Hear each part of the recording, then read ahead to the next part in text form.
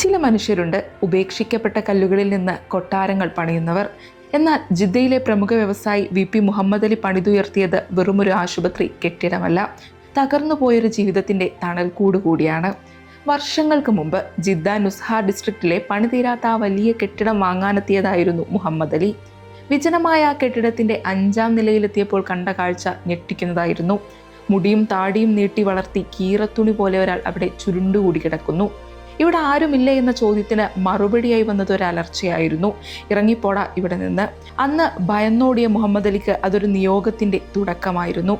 മാസങ്ങൾക്ക് ശേഷം അദ്ദേഹം ആ കെട്ടിടം സ്വന്തമാക്കി. JNH ആശുപത്രിയുടെ നിർമ്മാണ പ്രവർത്തനങ്ങൾക്കിടയിലും ഐമൻ എന്ന ആ യുവാവ് ആ മുറിയിൽ തന്നെ തുടർന്നു. കെട്ടിടം മോടി പിടിപ്പിക്കുന്തോറും ഐമന്റെ മുഖത്ത് സങ്കടം നിഴലിച്ചു. പണികൾ തീരുന്നതോടെ തന്നെ ഇറക്കിവിടുമെന്ന ഭയമായിരുന്നു ആ കണ്ണുകളിൽ. പലരും അയാളെ അവിടെ നിന്ന് മാറ്റാൻ നിർദ്ദേശിച്ചെങ്കിലും മുഹമ്മദ് അലിയുടെ മറുപടി ലളിതമായിരുന്നു: അവൻ അവിടെ തന്നെ ഇരിക്കട്ടെ.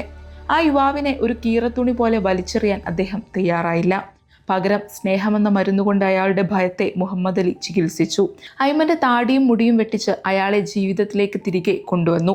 ഇന്ന് ആ ഐമൻ JNH ആശുപത്രിയുടെ സുരക്ഷാ വിഭാഗത്തിൽ അഭിമാനത്തോടെ ജോലി ചെയ്യുന്നു. കഴിഞ്ഞ ദിവസം നടന്ന ചടങ്ങിൽ ലോകത്തിന് മുന്നിൽ ഐമനെ ചേർത്ത് പിടിച്ച് മുഹമ്മദ് അലി ആ കഥ വിവരിച്ചു.